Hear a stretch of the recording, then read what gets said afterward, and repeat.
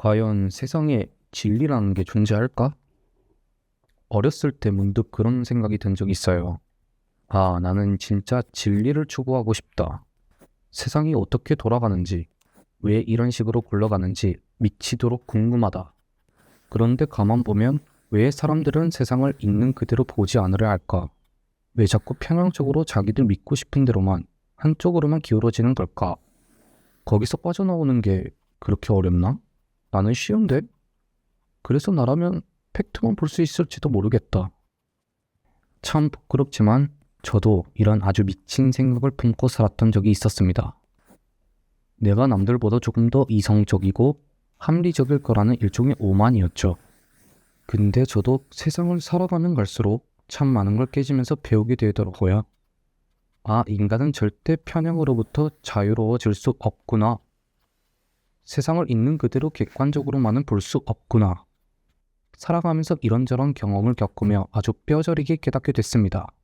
그리고 애초에 인간이 편향으로부터 자유로워질 수 없다는 것, 즉 우리가 세상을 있는 그대로 본다는 것 자체가 불가능하다는 것, 이젠 단순한 철학적 투정이 아니라 아주 명백한 과학이 되었죠. 인지심리학에 따르면 마음에 관한 현대의 지배적인 견해가 그래요. 우리 마음은 빈 도화지가 아니라 이미 규칙과 제약, 원리, 그리고 편향을 지닌 일종의 시스템이 갖춰진 서판에 가깝다. 우리는 흔히 보는 것이 믿는 것이다 라고 쉽게 이야기하잖아요. 근데 실은 그 반대입니다. 믿는 것이 보는 것이다 가 훨씬 더 정확한 말이에요. 애초에 우리는 있는 그대로의 세계를 볼 수가 없습니다. 그래서 세상을 똑바로 봐라, 현실을 있는 그대로 봐라 라는 건 사실은 인간에게 불가능한 미션을 주는 셈이었죠. 말이 안 되는 말이었어요. 그리고 내가 타인의 어떤 신념과 믿음을 바꿀 수 있다고 생각하는 건 조금 위험합니다. 애초에 바꿀 수 있는 것도 아니고, 제가 사이비에 빠진 사람들과 어쩌다 보니 이야기를 하게 된 적이 있는데, 어쨌든 저는 처음에 그들을 잘 설득하며 빠져나오게 도와줄 수 있지 않을까라는 일종의 또 오만한 심리를 가지고 대화를 했었어요. 근데 안 되더라고요. 절대 안 됩니다. 애초에 듣질 않아요. 우리가 눈으로 본다고 믿는 건 사실 우리 앞에 있는 대상은 우리가 이미 알고 있는 지식과 결합이 되거든요. 그러니까 우리 눈에 보이는 것, 그 모든 것이 내가 가진 지식을 토대로 뇌가 입맛대로 재구성을 해버립니다. 그 결과물일 뿐이에요. 왜냐면 우리 마음은 모순이란 거를 너무나도 싫어하거든요. 어떤 정보가 들어올 때 그게 우리가 이미 알고 있던 내용이랑 부합하지 않으면 우리 뇌는 그 정보가 전혀 의미가 통하지 않는다고 느껴버립니다.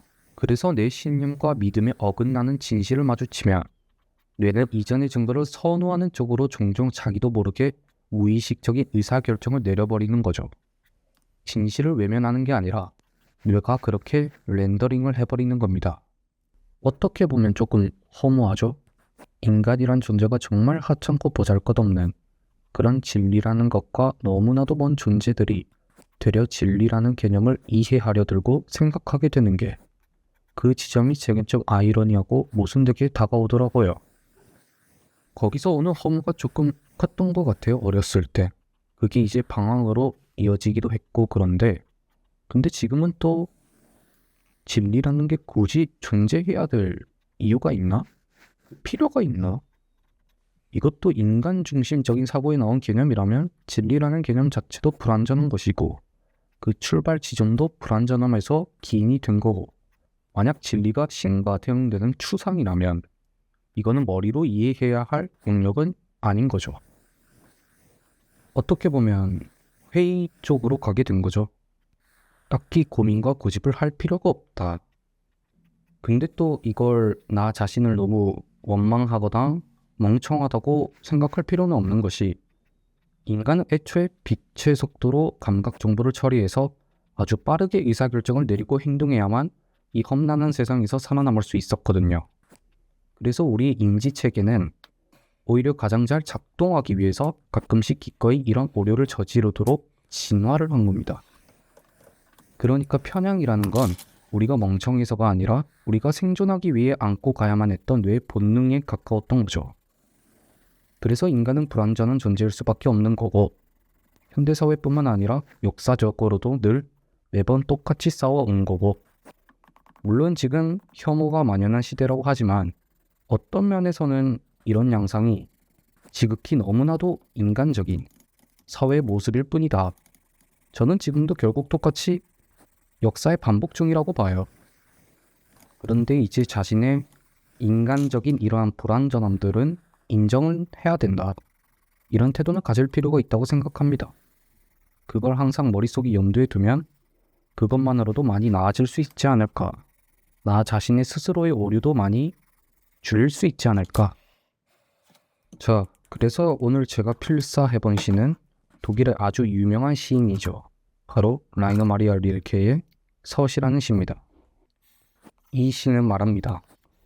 그대가 누구라도 저녁이면 그대의 눈을 익은 것들로 들어찬 방에서 나와보라. 그리고 그대의 의지가 그 세계의 뜻을 파악하면 그대의 두 눈은 그대의 세계를 살며시 풀어준다. 우리가 살아온 삶, 그리고 또한 지금 우리가 살아가고 있는 익숙한 삶. 저녁이면 한 번쯤은 그곳에서 벗어나 더 넓은 세계를 바라볼 때 비로소 우리가 쥐고 있던 그 좁은 세계를 살며시 풀어줄 수 있지 않을까 라고 말하는 거죠. 어쩌면 우리는 가끔씩이 아니라 정말 자주 내가 보고 싶은 것만 보고 내가 듣고 싶은 것만 골라 듣는 그런 익숙한 방에 갇혀 살아가고 있는 걸지도 모릅니다. 그래도 우리는 충분히 할 수 있습니다. 적어도 인간이라면 나와 다른 세계도 인정하고 포용할 수 있는 그러한 능력을 마땅히 가지고 있기도 하고요. 물론 쉬운 일은 아닙니다. 나와 다른 세계를 받아들이는 일은 본능적으로 힘겹고 거부감이 들기도 하고 심지어는 분노나 역겨움 그리고 혐오라는 감정도 충분히 생길 수 있는 거거든요.